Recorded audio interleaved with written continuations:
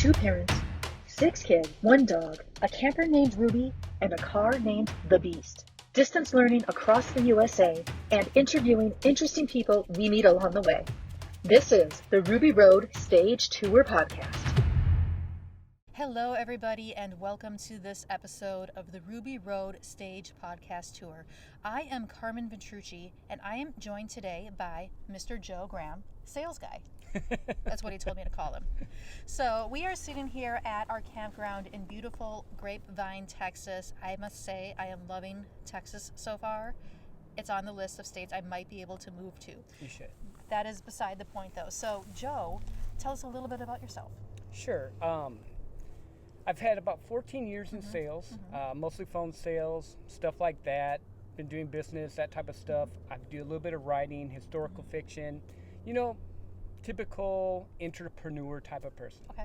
I don't want to be an entrepreneur. I want to work for someone and make a lot of money and let them take care of the headache. That's kind of what I like to do. So that's kind of the career goal I started with. Wonderful. I love it. So, Joe, I know you could talk about all sorts of different topics. The stage is yours. Perfect. What would you like to talk about today? Well, at first I thought I was going to throw you a curveball and say we could talk about historical figures and battles that changed the world. Okay. But I figured most of your audience would probably turn off. So what I want to talk about more is something a little bit more practical, going from being a dreamer to being an achiever. Okay. For me, I didn't grow up I grew up in a blue-collar family. So hardworking, little rural town in Michigan. Kind of got on that path of, back in the day when I was growing up in the 90s, you would get a job, you would keep a job, you would flow through it. Yep. And I just started doing that, working for a company called Pfizer, which is in the news right now. Yes. Anyways, going to school, got married young, thought I was going to get in the manager program, and was a big dreamer, but not really doing anything. And I found out that conflict and the downsizing of the company made it to where I had to, put stuff in motion. But still, I had no idea. It was just a dreaming idea. So for me, being practical, in the last 14 years, I went from being a horrible salesperson that was awful, that didn't know anything, to now I'm successful for a multi-billion-dollar company. They're sending me on trips, that type of stuff. And I think a lot of people out there are dreamers in the sense that they have this great dream or idea, but they don't always put the practical application to it. And once they can do that, then they can start achieving it. And it doesn't have to be not everyone on here is going to be a multi-billionaire or a millionaire or want to have this big business. It may be that they might want to be a writer. They may want to be a stay-at-home mom. It may be whatever it is that they want to do. But until you put practical application into it, you're just going to be a dreamer. Okay, so I have 2 questions for you. Or actually, one's more of a comment. The second one is a question. First off, I love this because one of the things I talk about all the time with my clients, with my other podcast guests, even with my kids, is you get to design the life you love. And there's a million different ways you can do that. And there's a million different things you could love. And so I love that you're talking about this because it means that you can be anything you want. You can dream whatever you want and then go get it and make it happen for yourself. So I'm really glad we're talking about this. My question is, how? How? Where do you start? Well, let me give you a little bit of my background and how I ran into this whole thing so that I can actually kind of bring you back to it. Okay. Really how you start, you just have to start. How I started was, I was, like I said, working for Pfizer in their management program, and I remember this sweet lady, her name's Susie. She was the vice president of the company. I probably shouldn't call her sweet lady, I just picture her as a grandma, I just do. And she pulled me and she goes, hey, good news and bad news. Good news, you don't have to pay for your college because we're downsizing. Bad news, you're in my management program, but there's 8 people in front of you. It'll probably be 8 to 10 years before I can put you in there, so I think you should make a move. Okay. So me being young, dumb, and a dreamer, ended up getting a job doing in-home sales, 100% commission. So I went from, and mind you, I have a family. I have 2 kids, a wife that's working a little bit, but I'm the primary breadwinner. Right. And I go from that, having a stable job, to 100% commission, going into people's homes, selling stuff, having no clue of what I'm supposed to do. Wow. And I was lost. The first day I went in to go do this, the thing, I looked at the guy that hired me and said, I can't do this. I can't do this. The actual customer said, no, man, I'm going to buy. It's okay, and calm me down. I mean, that's how crazy it is. Wow. To What follow, a nice guy, though. I mean, Yeah. seriously, to take a moment to say that to somebody, that's huge. Yeah, well, and it's like, I think those moments are what gets you to where you start to find your destiny or path or whatever term you want to put there. Fast forward, I went through a bunch of different sales jobs. I was horrible at it, and trial by error, got into the podcast world, just listening to people, books, stuff like that. And I came to the point of realizing that I had all these great ideas, but I was putting no time, no effort, no investment into it. Right. And that is the thing that I've, from just reading from anyone, looking at anyone in our circle of friends, the people that actually make it are the people that actually write a plan out, as Gary Vee would say, reverse engineer what they want to do. So absolutely. if you want to be, like in my world of sales, if you want to be the top sales guy, you need to know, well, what is your, how many people do you have to talk to be able to make a sale, to be able to make a connection, to be able to do any of that.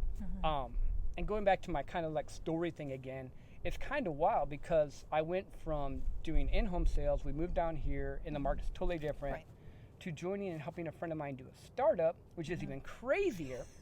That didn't work. I ended up selling heavy equipment over the phone, so totally shifting my career again, still in sales, but instead of face-to-face like we're doing now, just over the phone. So I'm selling heavy equipment for needs, and I'm learning and growing, and I sucked. Like, I'm still best friends with the guy that hired me to this day. He's one of my best friends. He lives out in Azle.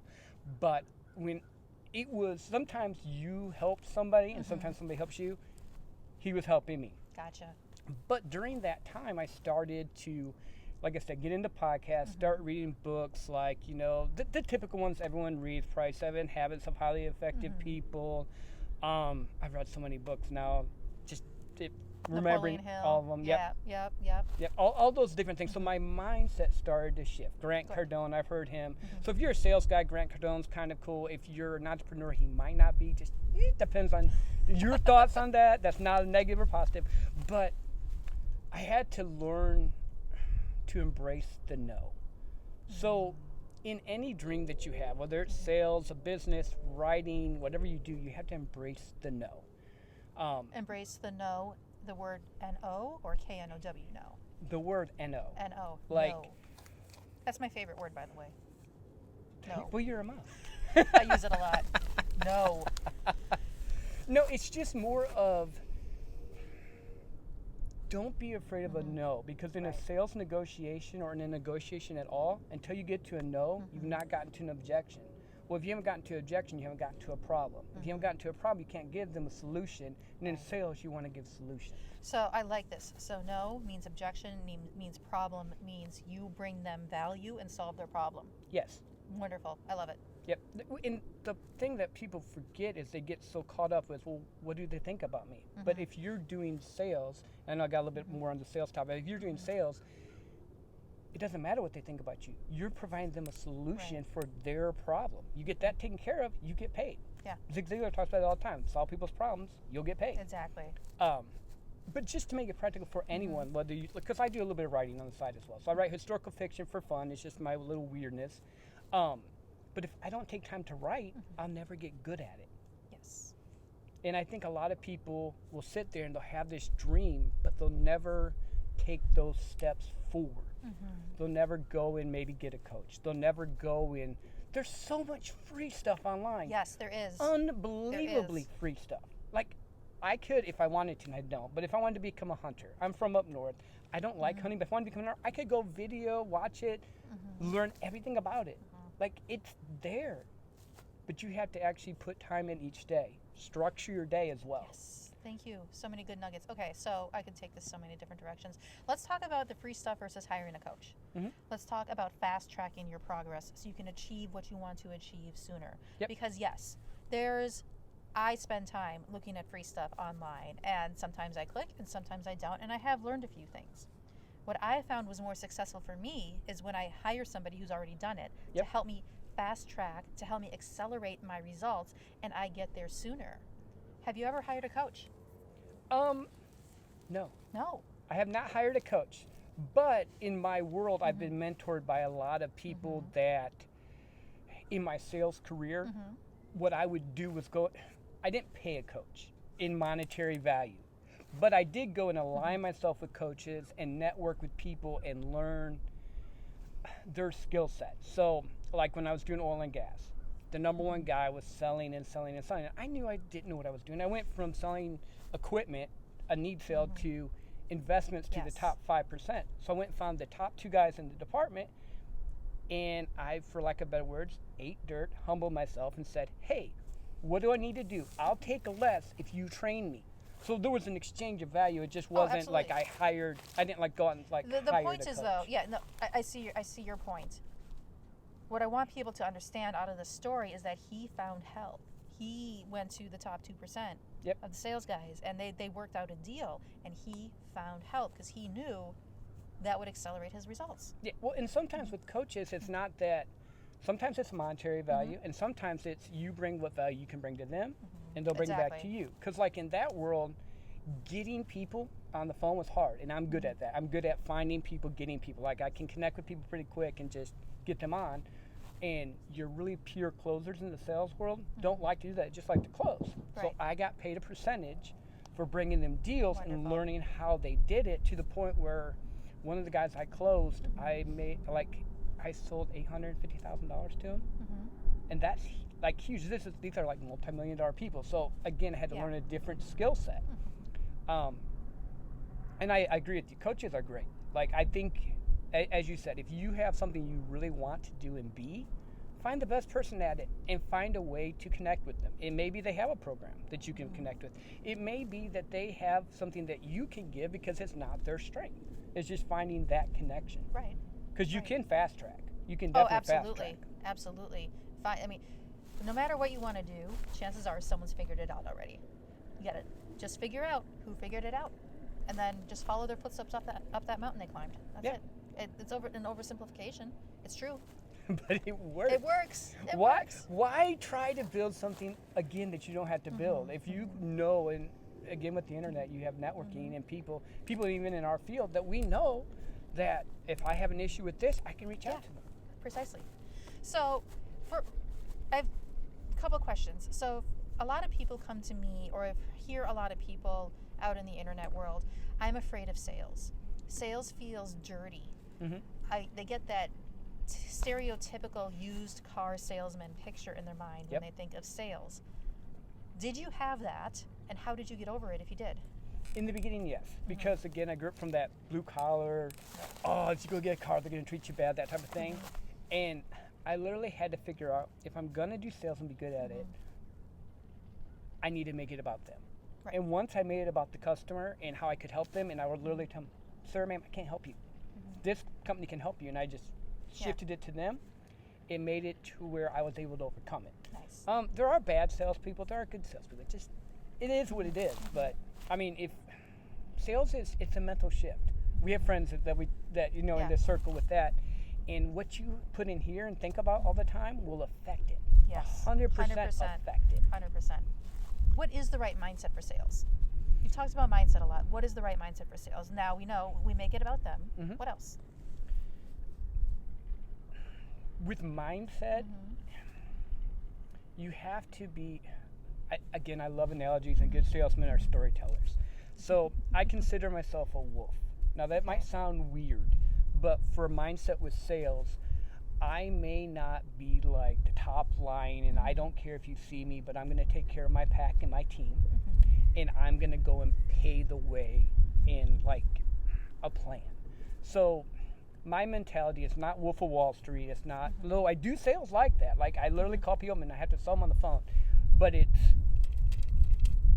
I look at it like I'm helping their families so I can go home and sleep at night, and they're paying me for a service that I'm doing. But I'm also looking at it as I need to know how many people I need to touch each and every day to hit my goals. So I have a yearly quota. So last year I hit that, or 2 years ago, it took me all year to hit my quota. Last year I hit it in September. This year I hit it, I'm going to hit it in April. That's my goal. Okay. I get kickers and stuff with it when I do that. So I've reverse engineered. Okay, last year my goal was to hit 60,000. I sold 46,000. We do contracts, so that's monthly recurring revenue, whatever.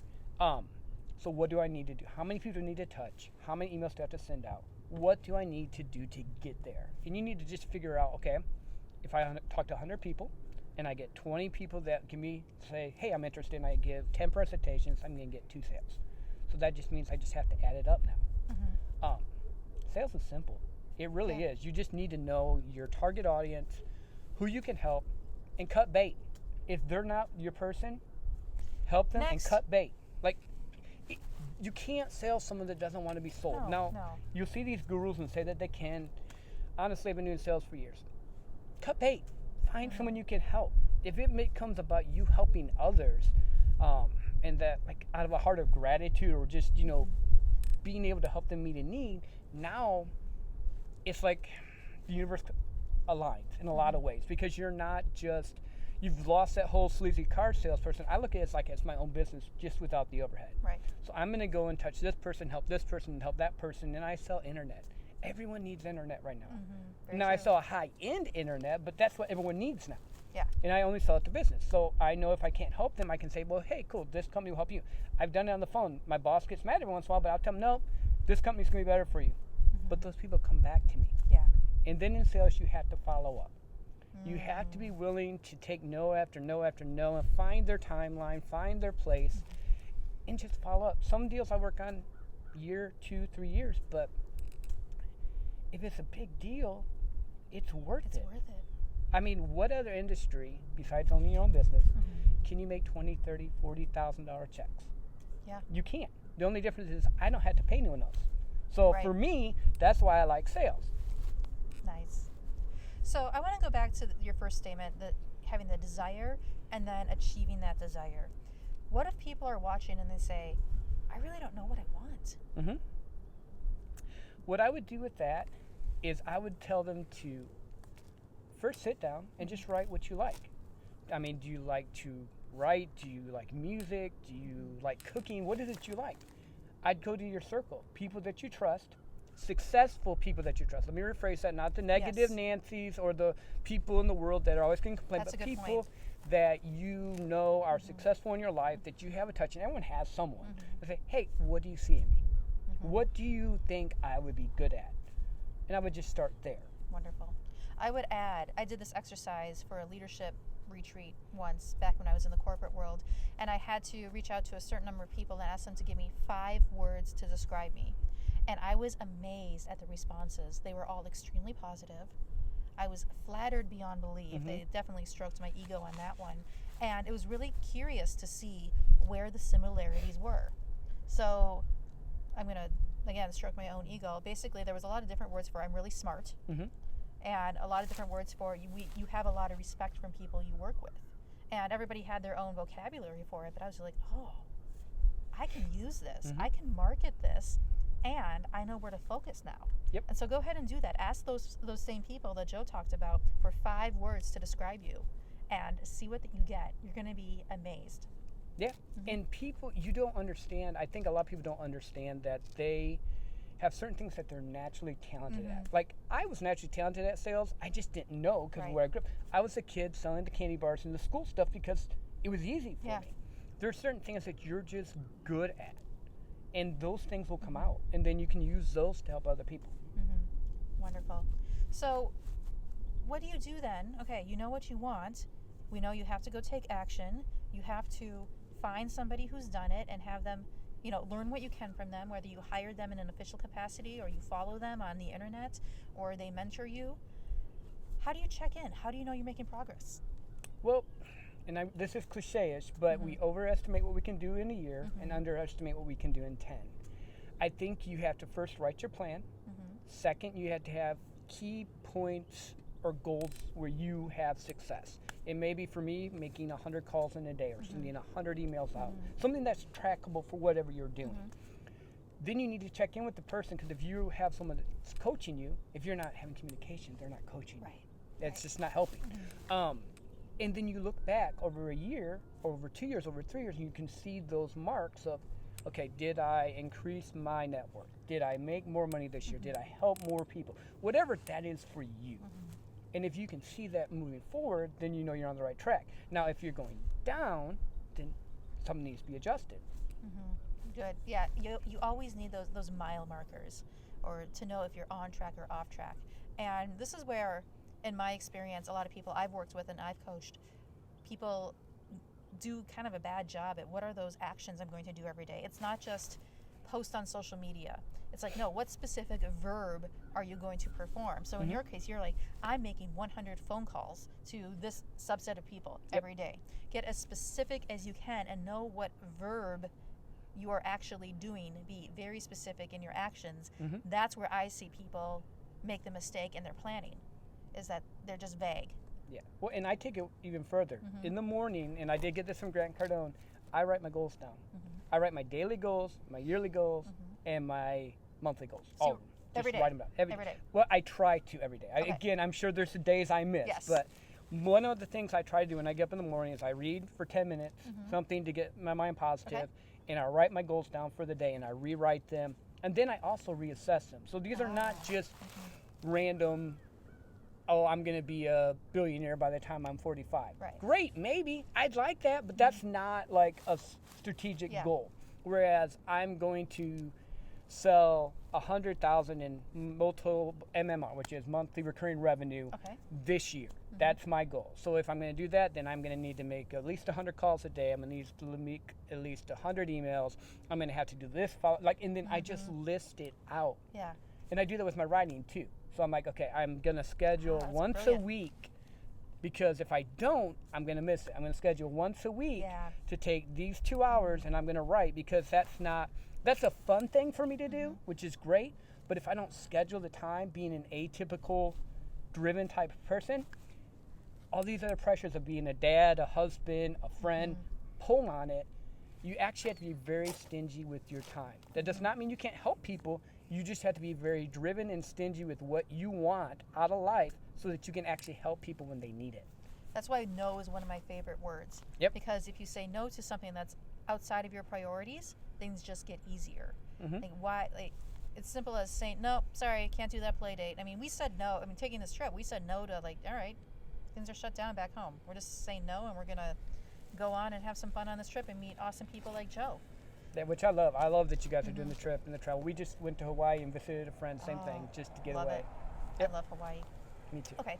Have you ever had to change your goals? Yes. Is that okay? Always. You have to be adaptable. Life is fluid. Goals you may have made when I was younger, I thought I was going to be a business owner. I really did. Like, people try to thinking about this, people try to put you in your mold. A friend of mine told me this once, and I thought it was great. He said, in your 20s, you're living the dreams of your family.